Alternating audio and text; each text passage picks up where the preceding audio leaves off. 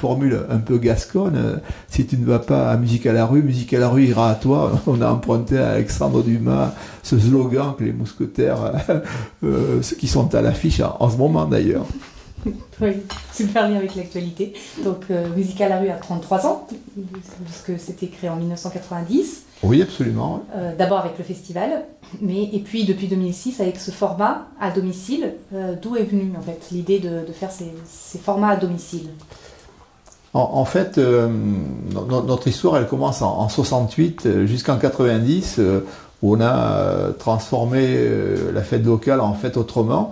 Et puis nous avions tout au long de l'année dans le foyer municipal une petite programmation de concerts.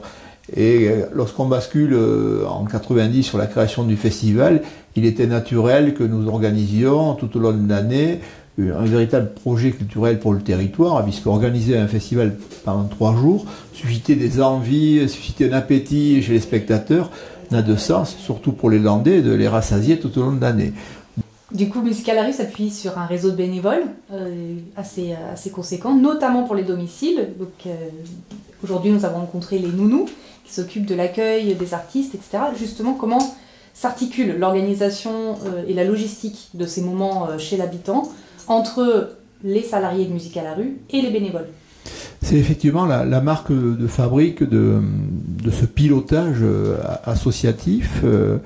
On a assez vite créé des emplois pour assurer la permanence de nos actions et pour amener une expertise que nous n'avions pas.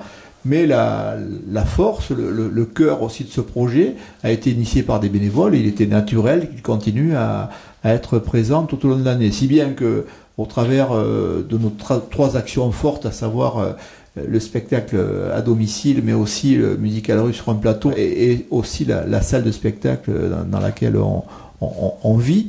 On touche à peu près 150 bénévoles tout au long de l'année qui viennent donner un coup de main, qui participent à l'organisation de concerts, de spectacles. Et donc, avec des réunions régulières, avec notamment un comité de co-direction hebdomadaire, on arrive à organiser les choses, à bien baliser les rôles des uns et des autres.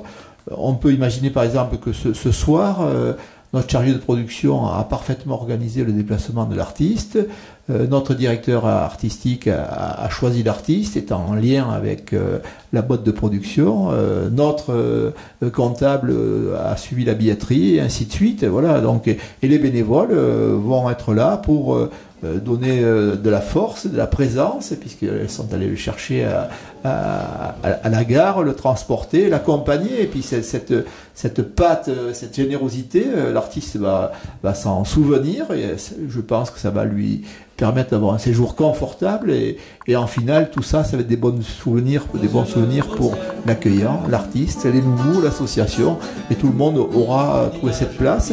Il faut tout le temps vérifier que chacun a sa place, et ça se passe par le respect et une bonne organisation. Oui, une organisation même de fourmis, parce que du coup 150 Absolument. Bénévoles plus les salariés. Absolument, c'est une belle armée. Il y a plusieurs chefs d'orchestre. Moi je suis un peu l'animateur de ce projet, je joue ce rôle-là.